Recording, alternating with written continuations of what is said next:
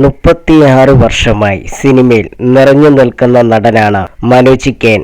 1988 പുറത്തിറങ്ങിയ മാമലകൾക്കപ്പുറം എന്ന ചിത്രത്തിലൂടെ സിനിമാ രംഗത്തെത്തിയ മനോജ് കെയ്ൻ നായകനും വില്ലനും സഹനടനുമായി തന്റെ കഴിവുകൾ തെളിയിച്ചിട്ടുണ്ട്. മികച്ച രണ്ടാമത്തെ നടനുള്ള സംസ്ഥാന അവാർഡ് 3 തവണ സ്വന്തമാക്കിയ താരം തമിഴിലും തെലുങ്കിലും തന്റെ സാന്നിധ്യം അറിയിച്ചിട്ടുണ്ട്.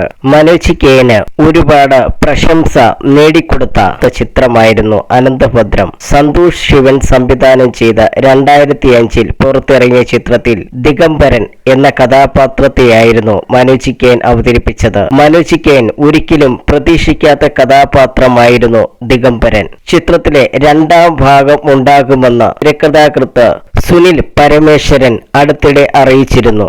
ഇപ്പോൾ ഇതിനെക്കുറിച്ച് സംസാരിക്കുകയാണ് മനോജ് കെയ്ൻ. ദീപികയോട് സംസാരിക്കുകയായിരുന്നു അദ്ദേഹം. അനന്തഭദ്രവും ദിഗംബരനും അത് അങ്ങനെ തന്നെ നിൽക്കട്ടെ. ഇന്നും അതിനെ പ്രകീർത്തിച്ച് മെസ്സേജുകൾ വരുന്നുണ്ട്. പാർട്ട് 2 എടുത്താൽ അത് ആദ്യ പാർട്ടിനു മേൽ വരണം. സന്തോഷ് ശിവൻ തന്നെ സംവിധാനം ചെയ്യണം. ആ മേക്കിംഗ് അംഗീകരിച്ച പ്രേക്ഷക ലക്ഷങ്ങളുടെ ഇടയിലേക്ക് വേറൊരാൾ വന്ന് പാർട്ട് 2 ചെയ്താൽ അത് എത്രത്തോളം നന്നാകുമെന്ന് പേടിയുണ്ട്.